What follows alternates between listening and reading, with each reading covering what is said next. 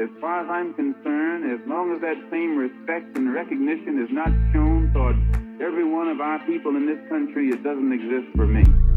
And during the few moments that we have left, we want to have just an off-the-cuff chat between you and me, us.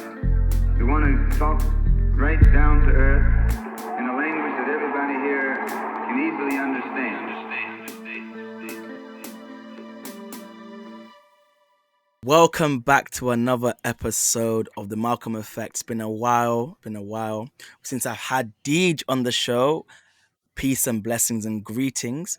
Honestly, our guest today, I had the fortunate experience of hearing him lecture and followed by a Q&A at Cornell. So please welcome for the first and hopefully not the only time, Obi Egbuna Jr. Welcome to the Malcolm Effect. It's an absolute pleasure and honor, and I really mean it sincerely. Deej, take it away. Right, so with recognition of the work that you're doing, especially in the arts, based on sort of previous conversations we've had with some other speakers, most notably a really kind of good friend of the show, Two Black, who talked a lot about the way that in the moment of the George Floyd uprisings, a lot of radical action was moved into the arts. But in its kind of moving into the arts, he found that sometimes there was a sort of de-radical sort of effect here, where the symbolic gestures were what was focused on and not the kind of material consequences of Black lives and Black subjugation. I wanted to ask, in your experience, what are some of the opportunities and challenges in presenting radicalism through the form of the arts? Well, I've never done anything radical a day in my life, and I don't think I ever will, where we are on the path of revolution. And we define revolution the way Osagyefo Dr. Kwame Nkrumah, Ghana's first president, did. He said revolution is a revolt against an old order, but it is also a contest for a new order. The only challenge we have when waging resistance against our former colonizers and captors, this is the main thing we look for. We as Africans, the beneficiaries of our own resistance. You use the George Floyd uprisings as a criteria. I'm 53 years old, Sister Khadijah, so I remember the Rodney King uprisings, where we brought the United States to a complete halt. And not only that, that was in conjunction with the masses of our people on the African continent standing up to military neocolonialism. In the 1990s, you saw Moussa Traoré, who the CIA used to get rid of Modibo Keïta in Mali, destabilized. You saw two military regimes back to back in Nigeria, overthrown. You saw Samuel Doe in Liberia, overthrown. You saw Mengistu in Ethiopia, overthrown by Ethiopians and Eritreans. You saw the CIA mercenary units in Angola and Mozambique, Renamo and UNITA, destabilized. But when it was all said and done, enemies were the beneficiaries. So even though the character of our resistance during the Rodney King rebellions looked like an extension of the Watts rebellions, where between 1965 and 1968 in North America, 289 cities were burned to the ground, when the smoke cleared, Bill Clinton was the beneficiary. Nobody benefited more from the George Floyd uprisings than Joe Biden. 3 years after the Rodney King rebellions, we put 2 million people in the streets in Washington, D.C. for what's commonly known as the Million Man March. And we had an additional anywhere between 4 to 8 million people who did not go to work and did not go to school that day. So it took the positive action character of the positive action campaigns that propelled the Convention People's Party to power in Ghana, led by Osagyefo Dr. Kwame Nkrumah. What happened in Guinea with Sekou Touré and the Democratic Party of Guinea. What happened in the Congo with the Congolese National Movement and Patrice Lumumba, and what happened with Muammar Gaddafi in the September Revolution. But the only difference is, in Africa, we were fighting for power, where in the diaspora, the ceiling of our resistance is sometimes justice. And when you're just dealing with justice, you end up being manipulated, and all you do is express your displeasure with your oppression and dehumanization, where you don't necessarily go for the seizing of power. So it's very important that we recognize. And during the Million Man March, Bill Clinton came on television 4 days before and said he endorsed the message, but not the messenger. And that was used to catapult him back to re-election. So we just have to make sure that when we take to the streets, when we rise up in the prisons, when we rise up on high school campuses, college campuses, whatever the character of our resistance is, let we, the children of Africa, be the beneficiaries, not our former colonizers and not our former captives. Whoa, that was a that was a great introduction. Thank you so much for the power in your words. I really, really appreciate it. And this is something that myself and Mamadou have been trying to deal with. Obviously, we come from a younger generation, and we find that the sort of long history of resistance, the lessons that can be learned from resistance, the way that oftentimes forms of resistance that we've taken part in, that we've seen our ancestors, those before us, take part in, has been so easily captured by the elite to serve their own purposes. And I think in the current moment, we need some of that imaginative spirit. We need some of that spirit of resistance that you speak of, to get people to recognize that in trying to wage these wars of, symbolic representation, thinking about justice and not power, we do end up losing so much. And I think the George Floyd moment was also a very important lesson in especially how this sort of capture of resistance happens. So thank you so Mm-hmm. much. Sure. And it represents. I Go ahead, guess, Mama. I'm sorry.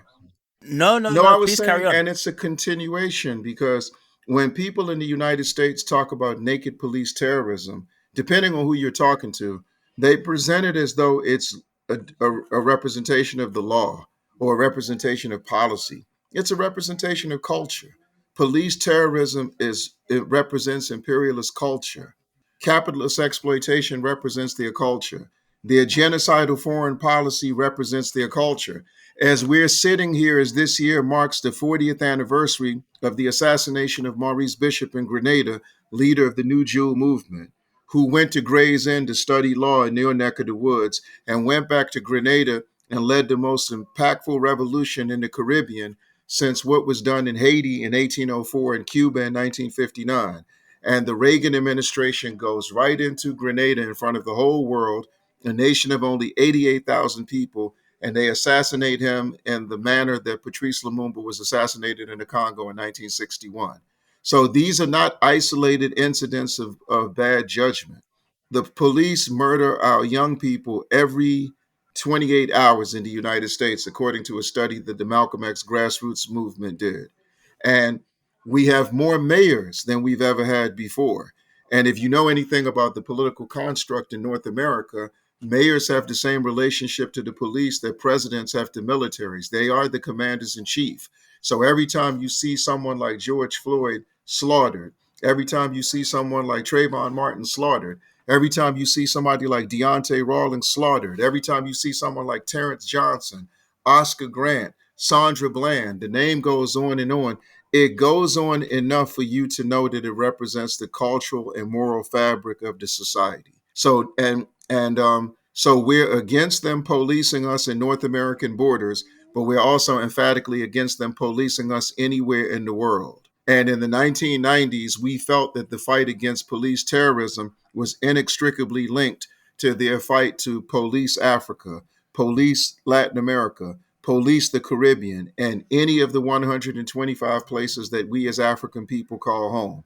So this is cultural warfare. As a matter of fact, we just finished celebrating African Liberation Day this weekend, correct? So happy belated African Liberation to all of you who are going to be listening. And let us also salute the mighty people of Eritrea, who just had their 32nd year of independence on the same day, African Liberation Day in 1991, where they have the distinction of waging Mother Africa's longest protracted armed struggle in history. They fought for 30 years. Namibia fought for 24, Zimbabwe fought for 14, Angola fought for 14, Mozambique fought for 10, Algeria fought for 8, Eritrea fought for 30 years. And since we're sitting here with a woman warrior like Khadijah, we have to mention the fact that Eritrea has the distinction of having the highest level of women's participation in a guerrilla war in the history of the modern world, not just Africa. 33% of their guerrillas were women. So we know that the United States in particular, they feel it's their obligation to police the world. And whether they use the ballot, whether they use humanitarian aid, whether they use diplomatic strangulation in the form of sanctions, they seek to police the world and dictate to us how we should conduct our lives. And history obligates us to come together and stand up to all their might. And we're beyond speaking truth to power. We speak the truth about power so that we can begin to fight for power. Thank you so much once again for that inspirational Thank you, response. honestly. I guess my question here is thinking about someone or yourself in particular, rather, who's involved in Mhm. organizing and you are involved in the community. What is your assessment of the political landscape as it pertains to Black people right now in the Oh, US? our relationship to the society. We are 43% of the homeless, even though we're only 12% of the population. We are the face of the prison industrial complex. 800 of the 850 children, of the 8,000 children that drop out of school every day, 850 children look like all of us on this platform. Gentrification, as it is called, we call it what it is, real life Lego. For those of you who remember the Lego toys where they just set up things. So we're the most comfortable poor people on the planet. And because of that, we may not feel we identify with the African nations that have least developed country status. We're out of the 46 that have that. And for your listeners that don't know what least developed country status is, it's when your economy has completely spiraled and you turn to the United Nations to take over your economy. Of the 46 nations in that predicament, 33 of them are on the African continent. Then they have another category called extremely poor nations. The only nations that are not in Africa are Haiti, the Solomon Islands, and Afghanistan. And Haiti and the Solomon Islands are an extension of Africa. And at the moment, there are 409 million Africans on the continent that live on $1.90 a day. But in the United States, they charm us with their crumbs. So some of our people would rather be poor in the United States than stable anywhere else. So we take pride because of a narrative that excludes class. Is where we don't focus on exploitation, we don't focus on poverty, or our perception of poverty is something that should be escaped, not something that should be eliminated. So we take pride in being comfortably exploited. But reality says we are part of a contingent who has the distinction, as Kwame Ture used to say, of being products of the richest continent on the world, but the poorest people in the world. So we don't compare degrees of poverty. We're out to eliminate poverty so we can reclaim the wealth of Africa so the human resources can finally benefit from all our material resources. Thank you so much for that response. But then, given the specifics of America today, given that, we're trying to think about Black liberation and what it means in the context of Mhm. North America, we recognize that there are some deep fissures between Black people. And we spoke about when you Mhm. came to Cornell, groups like ADOS and several other groups. My question is, when thinking Mhm. about organizing, we can have all this high theory and disagree on Mm. points of theory, but when we're organizing with people and Mhm. Black people in particular, how should we go about this when we have real differences with some of these I people? think that the work has always bridged the gap. This Thursday and Friday, theater company, the Mass Emphasis Children's History and Theater Company, we have a play and a video tribute before the play. We have a video tribute to Maurice Bishop, like I said, in Grenada, and we have a play called Y'all Understand What I'm Saying, and it's paying tribute to the great Paul Robeson. And right now, as I talk to you, we have children in Kenya involved, children in Canada involved, children in Trinidad involved, and children all over the United States involved. And we have children that are going to be participating in the Paul Robeson play that are going to be doing it in the following languages: Mogamo, which we speak in the Cameroon; Lingala, which we speak in the Congo; Igbo, which we speak in Nigeria; Amharic, which we speak in Ethiopia; Tigrian, which we speak in Eritrea; Patois, which we speak in Jamaica; Mende, which we speak in Sierra Leone; Shona, which we speak in Zimbabwe. We have an Ethiopian sister that's going to do the performance in Noasia. We have a young brother who has been raised between Colombia, South America, and Washington, D.C., where for those of you who are paying attention to Colombia, because they have their first African woman vice president, Franca Marquez, in Choco, there are 11 million Africans in Colombia. So he's going to be saying, he's going to be participating in Spanish. We have some children in Burkina Faso that are going to be participating using the colonial language of French. So that's how we answer that. We think that when people talk about Pan-Africanism, it's usually the valley of the talking heads who don't know what it's like to organize and don't have any engagement with people who have created vehicles with a Pan-African concentration and focus. So we'd rather show them than tell them. So when they see what our children just did, when they see what we did last year for the Day of the African Child, where we did a program and had children from Cuba in it, children in Haiti in it, children in Sierra Leone in it, children in Liberia in it, children in Trinidad in it. That's how you show people. So, like I said, when it comes to that, we can show you a hell of a lot better than we can tell you.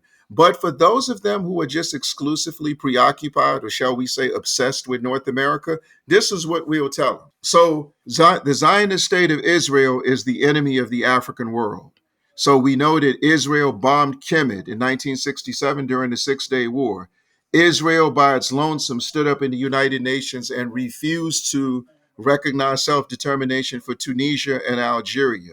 Israel supported German colonialism in Namibia, Portuguese colonialism in Mozambique and Angola, and British and Rhodesian colonialism in Zambia and Zimbabwe. Yet there are 47 Israeli embassies on the African continent, 47 out to 55. We took a step in the right direction and suspended their observer status at the UN, at the AU. They should be expelled. But while this is going on, Israel has been funneling, the Anti-Defamation League has been funneling police departments to occupied Gaza, the police department in Baltimore, where Frederick Gray was slaughtered, the police department in Detroit, the police department, the Capitol Hill Police in DC, police in New York. They all go to Israel to gain inspiration on certain techniques they can use to crush popular uprisings. So if they're concerned about that, they should focus on U.S. police departments going to Israel. We'll focus on Africa, but we'll bring those two things together. Asada Shakur, our beautiful sister, has been on the U.S. government's terrorist list for the number one terrorist for over 20 years. She should come off that list, and the $2 million bounty that Homeland Security has put on her head should be lifted. Asada Shakur made her bones and struggle in North America and the New York branch of the Black Panther Party for Self-Defense. They should join us in that fight. For the last 23 years, the government of Cuba has been training U.S.-born Africans to come to Cuba to the Latin American School of Medical Sciences, trained for 6 years on a $250,000 scholarship program, and they come back to the poorest communities in Baltimore, the poorest communities in Chicago, the poorest communities in Los Angeles, the poorest communities in New York, New Jersey, Alabama, Mississippi, and they practice what they learned in Cuba, which is an extension of the work of Booker T. Washington, who started Negro Health Month in 1915 before he passed away and went to the ancestor world. And Dr. W.E.B. Du Bois did a sociological study called The Physique and Health of the Negro American in 1904. So they can't play that game with us. If they want to talk about a North American crusade where they support what we call the amputated narrative of the African experience, which is all we've ever gotten, where you cut us off from Africans in the rest of the Americas, cut us off from Africans in other parts of the diaspora, and cut us off from the mother continent, we have the challenge for them. We will specifically pick certain issues that focus on the dynamics within the geographical boundaries and parameters of the United States and challenge them to step up to the plate and deal with those things, while giving them a practical example of why we do things on a Pan-African scale.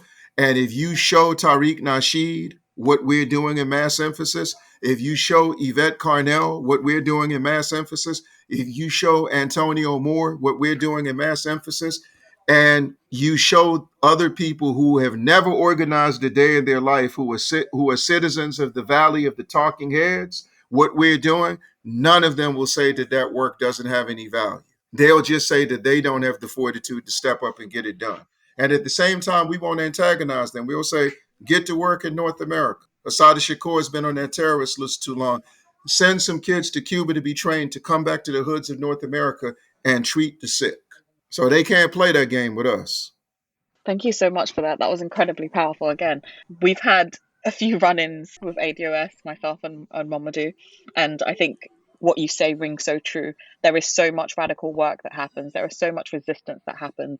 There are so many opportunities and possibilities of that sort of internationalism for Black folk, and really giving us the possibilities of our emancipation. Mm-hmm. And it very much seems as though the work that they're doing is unimaginative, you know?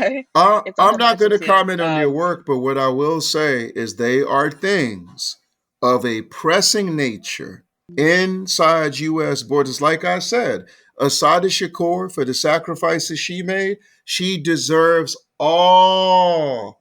The entire African community in North America should rally behind her to get her off that terrorist list. And why is that important? Madiba Nelson Mandela was on the terrorist list till 2007, which means when they were moving him around like a parade float, supporting his elections, he's got more movies than Planet of the Apes movies and Superman and Batman movies, but they had him on the terrorist list all the way till 2007. So it shows you, but the only difference is they tried to assassinate Asada Shakur, and the hostility towards her is because of where she is, safe in Cuba, and their hatred and their obsession with regime change in Cuba. So if they say that they walk her foot, they're walking her path, they're supposed to represent a continuation of what she represents, they should be part of that fight.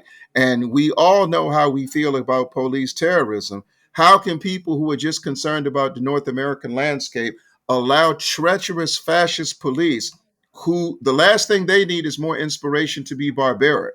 So you send them to the most violent nation on the planet to get tips, to get techniques, to get methods, and come back and inflict more damage on our community. They should be at the forefront of fighting that, since they say North America is their domain. So we call their bluff. Absolutely. We call their bluff because we're part of that fight, while simultaneously dealing with Africa, simultaneously dealing with the Caribbean, simultaneously dealing with Europe. We don't accept the amputated narrative of the African experience, ever. Absolutely. Absolutely. As a sort of child of Ghana myself, and with that sort of radical history of Professor Of Kwame Nkrumah, course. and with everything that I'm from both Ghana and Burkina Woo. Faso. So, the knowledge of Thomas Sankara, the sort of history of Nkrumah has been so central to my politics. But I Hmm. find that, especially in this current moment, as I interact, especially with young Ghanaians, I was born there, I spent half my life there, I speak the language. Hmm. When I interact with young Ghanaians, their imagination seems to have been completely just eradicated. There is so much of the sort of toxic US narrative of imperialism enmeshed We have within the to sort we of have like to fabric of connect you tiny with the people. understandings about What if I slavery. told you, Khadijah, that there was a school outside of Takoradi called the People's School, and it's a Hmm. brother who came up through the organizational ranks with me named Imole Seka, and he has been the principal at the school. It's a socialist modeled school. It's free for the people, and all Osajifo Dr. Kwame Nkrumah's books represent the curriculum. They have 100% graduation rate and 100% acceptance rate to university. So imagine walking in a classroom and seeing fourth graders discussing consciencism, which he wrote in 1964. Imagine going down the hall and seeing third graders discussing neocolonialism, the last stage of imperialism, which he wrote in 1965, which the United States suspended $33 million of aid they were sending to Ghana till they saw the manuscript of that book. So that's going on. The one thing and imagine if I turn around right after that and I introduce you to a 24-year-old named Inem Richardson who has started a Thomas Sankara Center in Burkina Faso. The children that you're going to see perform for us on Thursday and Friday, they are part of that center. She went back to Ouagadougou and set up a center in Thomas Sankara's honor for the children. We can connect you with them. The enemy wants us to think their work is not being done. That's their number one objective, because since they Absolutely. feel they control the space of visibility, and the only thing wrong with this generation, they only have one tactical flaw that I see. They put emphasis on visibility and nothing on impact. And we have seen too many movements, too many organized formations, too many organizational vehicles who have impacted the world that were rarely heard and rarely seen. And what a lot of talking heads do is they have all these platforms, and all they're doing is exposing that they're not part of the work that's going on. And there was a time when we assembled, we made it, we maximized our efforts. The Fifth Pan-African Congress will never be forgotten because it was at that meeting that the demise of settler colonialism was planned and carried out. But now in 2023, when we get together, there you can call them what we need to do conventions. What we need to do is this, what we need to do is that. And the people who are doing it aren't even there because the people telling you what we need to Yeah. do deliberately exclude those people. So you have a bunch of talking head conventions, you have a bunch of pseudo intellectuals flexing their intellect like bodybuilders flex their muscles. And that's why it appears that we are having problems. But quietly, in different pockets at home and abroad, you have people doing work that cannot be described in words. It's so awesome. But the enemy's not going to bring attention to that work. They recognize their mistake from the 60s. My father got a chance to do his first play on BBC with Peggy Ashcroft, and then it ended up being Britain's submission to the first World and Arts Festival in Dakar. The next year, he's igniting the Black Power movement and Black Panther Party in London. They'll never make that mistake again. Malcolm X was on Face the Nation, 60 Minutes. Dr. King was on Face the Nation, 60 Minutes. Kwame Ture was on Face the Nation. Imperialism will never allow us to use their vehicles again to showcase our strengths and our fortitude and commitment to liberation. They're going to do everything to make it seem like our movement has eradicated, eroded, and is no longer in existence. And they have an alternative, they've created something that we consider alternative resistance that's very watered down, that they control, that they finance, and they can use a little bit of our jargon, a little bit of our language, exert some of our energy and style, and have people mistaken us for them. Brother Mamadou is very concerned about those who practice plantation love in North America. We're equally concerned about the Pan-African masquerade, where you have certain people who may take on the last name of a freedom fighter from the past, but all they're talking about is the Pan-Africanizing of neocolonialism.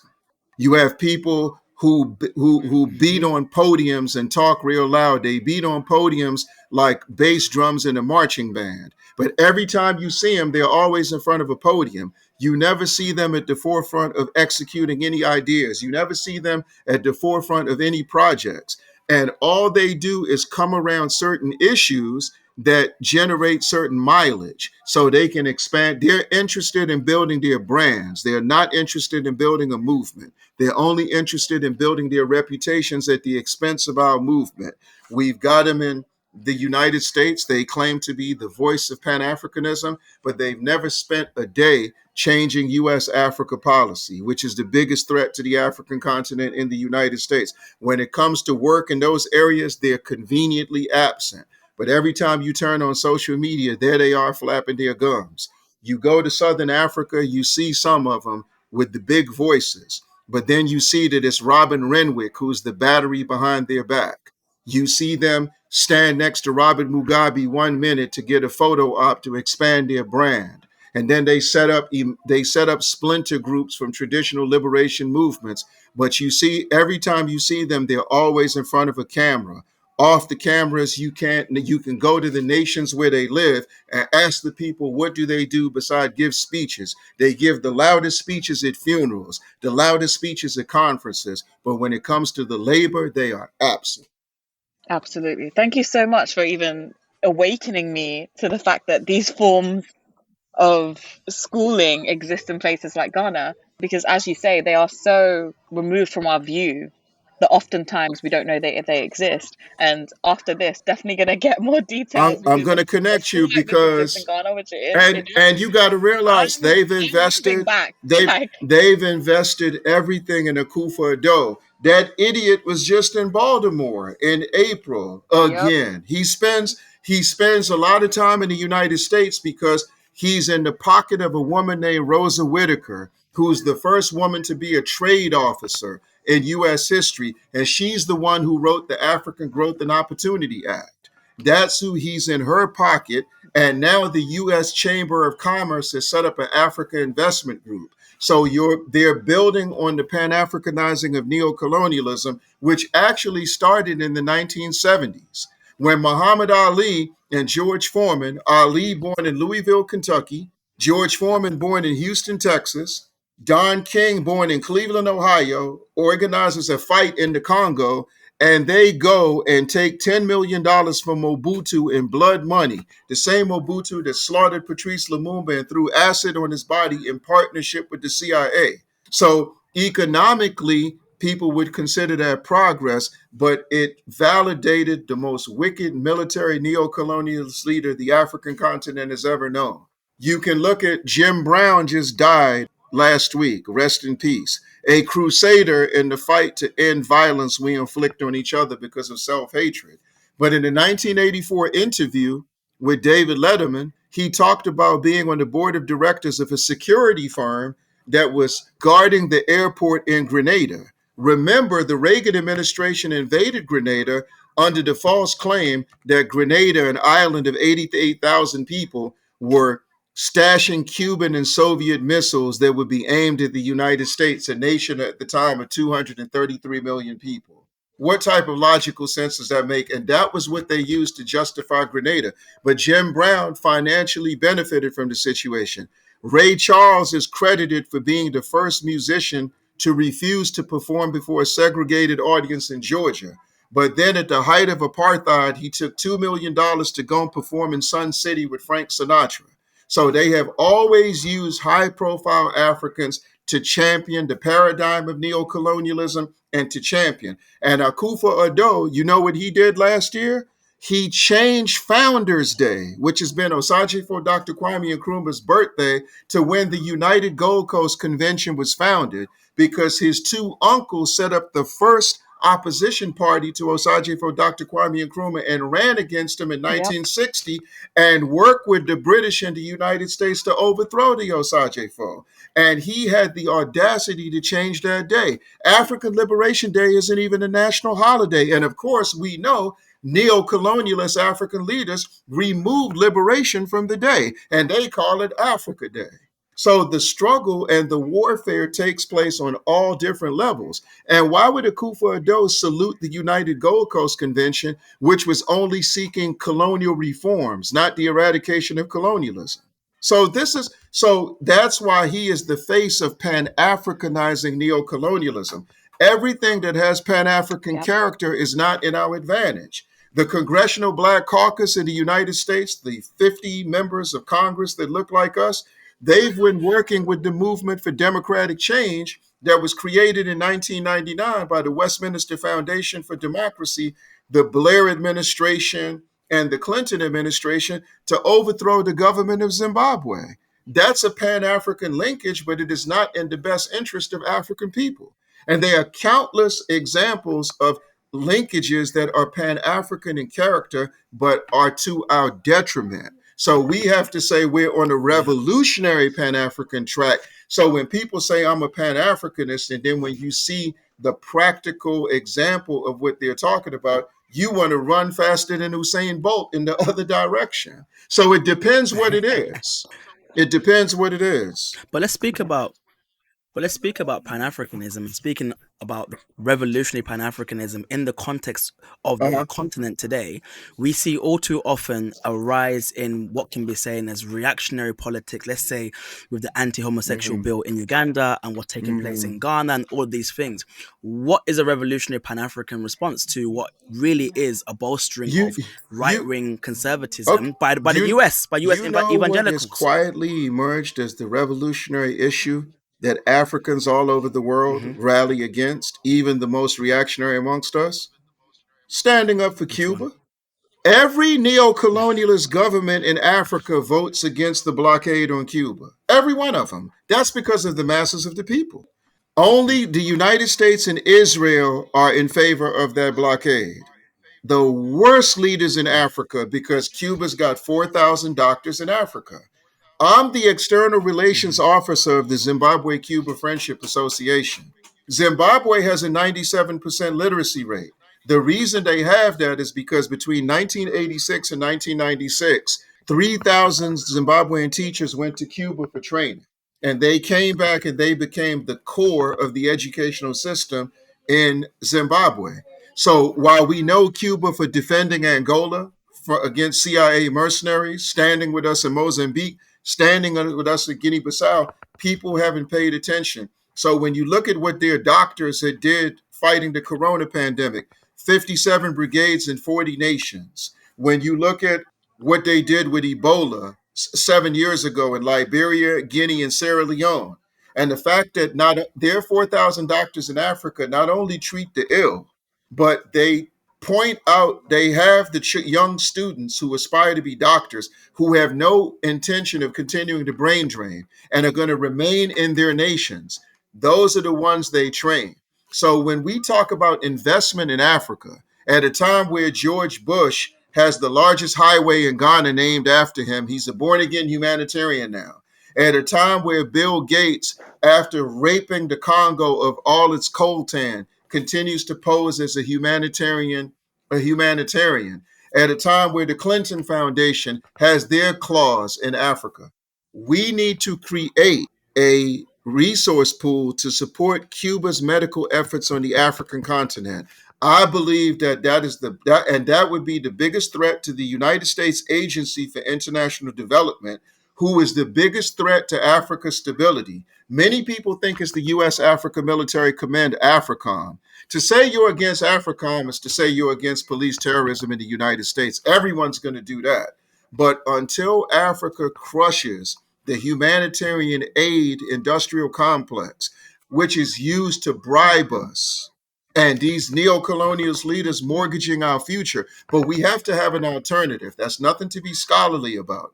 If we in Europe, we in the United States, we in the Caribbean, we in other parts of the diaspora create a resource pool and send medical supplies and other resources to the African Union and let them know this is for Cuban doctors. Let COMESA know this is for Cuban doctors. Let ECOWAS know this is for Cuban doctors. Let NAPAD know. Let SADC know. This is for Cuban doctors. We will break imperialism's stranglehold economically in Africa, because that would be a step in the right direction. 3 years ago, Zimbabwe, Malawi, and Mozambique had a cyclone Idai. Y'all probably remember that. And the United States just came out and said, help Mozambique all you want. Help Malawi all you want. Be careful with Zimbabwe. Don't help the government, which is an extension of a policy they had after Zimbabwe reclaimed their land. The Global Fund, which was set up to deal with HIV, AIDS, and tuberculosis in Africa, they blocked Zimbabwe's applications for 4 years, and Zimbabwe has had the most significant decline in HIV, AIDS in Southern Africa, where the pandemic is most impactful. So, and we raised 5,000 US dollars in 45 minutes at the church, but that was just a test. Imagine if every African church in the diaspora sent $5,000 monthly to the African Union to deal with the water crisis, where there are 500 million Africans without clean drinking water, the electricity crisis, where there are 490 million Africans without electricity. We would run all of those imperialist masking agents who pretend to be compassionate. We'd run them out of Africa overnight. So I would like to see us get busy and rally, start with Cuba, because their track record in Africa cannot be challenged. It cannot be questioned. And then we'll go ahead and deal with the rest of those areas. As Ahmed Sekou Touré said, it is not the adaptation of political action to economic action. On the contrary, it is the use of economic activities for political ends. So we're not talking like Mo Ibrahim. We're not talking like the rest of these folks who stuff their pockets while we are suffering. And all due respect to the African Union, we could care less about Agenda 2063 when we're suffering like hell in 2023. We got to get to 2063, and we're not going to be a neo-colony in 2063. That's what they're hoping for. How dare you entice us by saying we're going to have the largest middle class in the world by 2063 if things keep going the way they do? How many children must die every hour from starvation? Ghana, 1 month before Osagyef's overthrow, he built the Akasambo Dam, the first hydroelectrical dam in Africa. Yeah. And all of Ghana had electricity, and half of Togo and half of Benin had electricity. How can you explain that we were doing this in 1966 And in 2023, there are 500 million people with no lights. Doesn't make any sense at all, but it makes all the sense in the world. This is what happens when you accept neocolonialism as your political gospel. We defeated military neocolonialism. Now we got to fight civilian neocolonialism and the pan-Africanizing of neocolonialism. Absolutely. Absolutely. And speaking of Ghana, we see especially in the political class, but I'm going to name Akufo-Addo specifically, and how much he is capitulating to the West, how much he is privatizing resources, privatizing things like the Akosombo Dam, how we live in crisis. And I think about this all the time. I'm like, we have a hydroelectric dam. Yes. Like the power Just is sitting there, just incredibly sitting there created, because of and him. what it's been able to sustain. Just sitting there because of him. Yep. Exactly, because he's so hateful of the Osagefo. He doesn't want to. And you know the funny thing? Every leader since Osagefo has exploited Shirley Graham Du Bois' idea to bring a repatriate community home. But I have to say this. Yes. The U.S. born African got Ghana looking like a historical black a college homecoming. Do you know that the day after Dr. W.E.B. Du Bois died, Maya Angelou, Julian Mayfield, Tom Feelings, Alice Wyndham, who I had a relationship with, she was the last original repatriate to live, to lose her life. She transitioned about a year and a half ago. They marched on the U.S. Embassy in conjunction with the March on Washington. And their main battle cries were, no intervention in Cuba, no intervention in Vietnam. You will never see the current people who are traveling to Ghana, going to Ghana like gamblers go to Las Vegas and Atlantic City. They'll never march on the U.S. They will not march on the U.S. Embassy. And Kwame Ture used to say his dream was urban rebellions everywhere. My dream is demonstrations by Africans at U.S. embassies all over the world, whether we come one, like James Meredith, or 2 million like we did in Washington in 1995. That's the type of activity that I think that our projects and campaigns are going to create. So on the artistic front, like for example, we're trying to get Assata Shakur off that terrorist list. Every citizen of Wakanda should be part of that. But what do you have? If we try to talk to Lupita Nyong'o, she has to get permission from De Beers. Dene Gurira's uncle is the director of international communications in the Ministry of Information in President Mnangagwa's office in Zimbabwe. But she's never used the Wakanda platform to call for the lifting of sanctions on Zimbabwe. So this is why we're reintroducing Paul Robeson. Paul Robeson was making $250,000 a year off his artistry in the 30s and 40s, but he put his career on the line to be part of the Council of African Affairs. He put his career on the line to be part of the Civil Rights Congress. He put his career on the line to use 20 languages, which he spoke fluently, to talk to the world about segregation, to talk to the world about lynching, to talk to the world about colonialism in Africa. He was told he would lose his career if he attended the Fifth Pan-African Congress. He showed up anyway, standing next to George Padmore, standing next to the Osagefo, standing next to Dr. W.E.B. Du Bois, his biggest influence. He did all that. So before Colin Kaepernick, we had Paul Robeson. Before Muhammad Ali, you had Paul Robeson. And Paul Robeson was not a supporter of the struggle. He was directly involved in the struggle. So that's why we're reintroducing him to, especially to our young people. And our young people are going, when you watch them, they're going to pay tribute to him, like I said, in 11 languages. Because it doesn't matter what language you speak. Do you speak the language of resistance? Don't come up to me talking Igbo, but talk neocolonialism in Igbo, or neocolonialism in Wolof, or neocolonialism in Imatic, or neocolonialism in Shona, or neocolonialism in Debele, or neocolonialism in French and Portuguese. We don't need to hear that type of language anymore. You know how you tell your children, watch your language when they use profanity. That's how we need to be when people come to us with neocolonialist ideas. Watch your language, watch your tongue. Who you think you're talking to? Because we have to make resistance the cornerstone of our narrative, not victimization. So running around here on social Absolutely. media, expressing your displeasure with everything, but not getting into trenches to work to do something about it is making a mockery of our history of struggle. And we have to make sure that our young people don't make a mockery. And part of the decolonization process, y'all ready for this? We must transform the Mhm. island of Black excellence into a training ground for African resistance. And if you can't handle that, Mm. you better find a one-way ticket to Zamunda or Wakanda.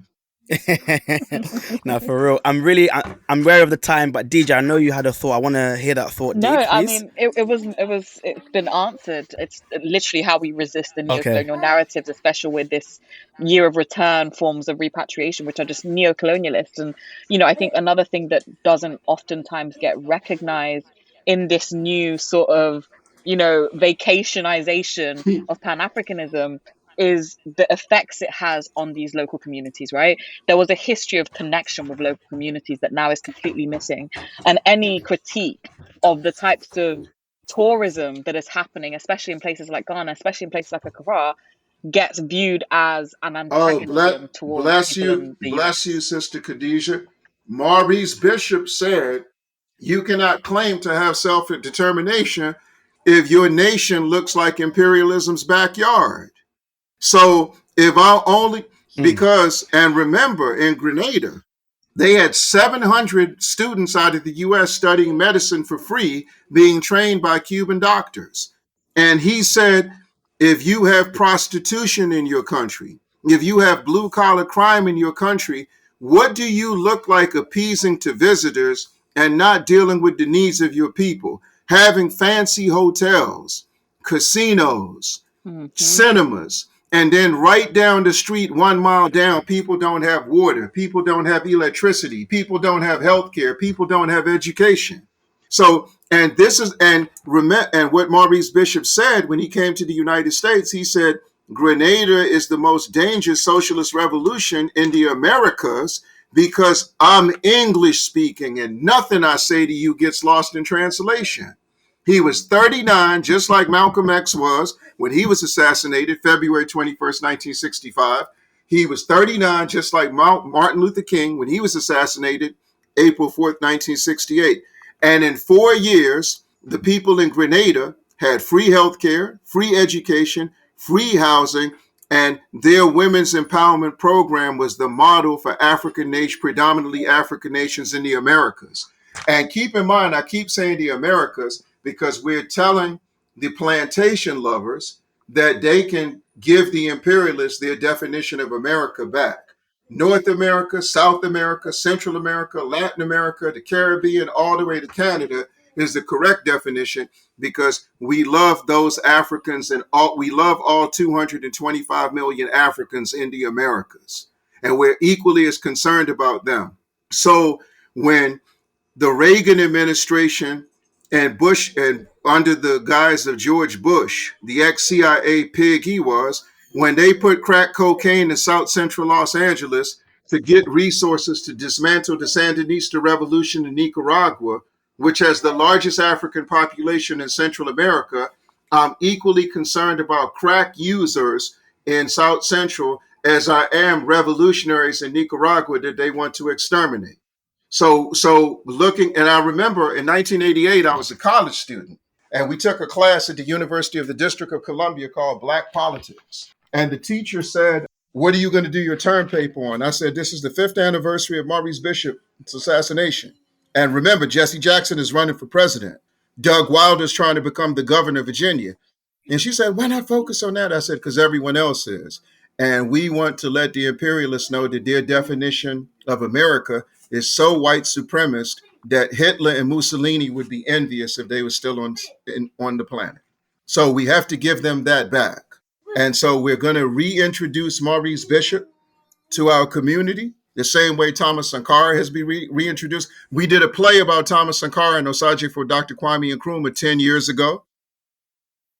Our list of plays, I didn't get a chance to go into that today, but because I wanted to focus on the one we have this week, paying homage to Paul Yeah. Robeson and paying homage to Maurice Bishop. But this is consistent with us Khadijah, we just did a tribute to the Osagefo last year. We did a poem called Ghana Calls, which Dr. W.E.B. Du Bois wrote as a tribute to him, and we had our children recite it. Yeah. Wait till you see the video. So this is the type of work we do with the Mass Emphasis Children's History and Theater Company.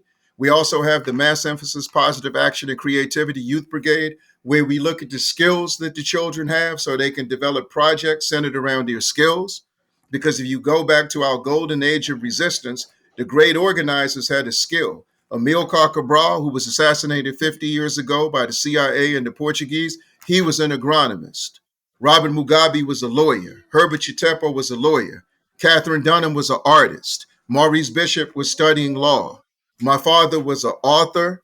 He was a teacher. So most of our revolutionary fighters have skills, and they look to harness and enhance those skills so those skills can help them reach the masses of our people. So just being on a soapbox all day, pounding on the podium with no program, with no type of real substance, that's not going to cut it. And some of these people, you know what? When they die, we should make their caskets in the form of a podium and bury them standing up. You know, because every time you see them, they're behind the podium. And I'm like, how can you organize when you're running around talking all the time? I can't figure that out. But our people, both on the continent and in the diaspora, we've always been suckers for a good speech. And a person doesn't even have to do any work. They can just run their mouth all the time.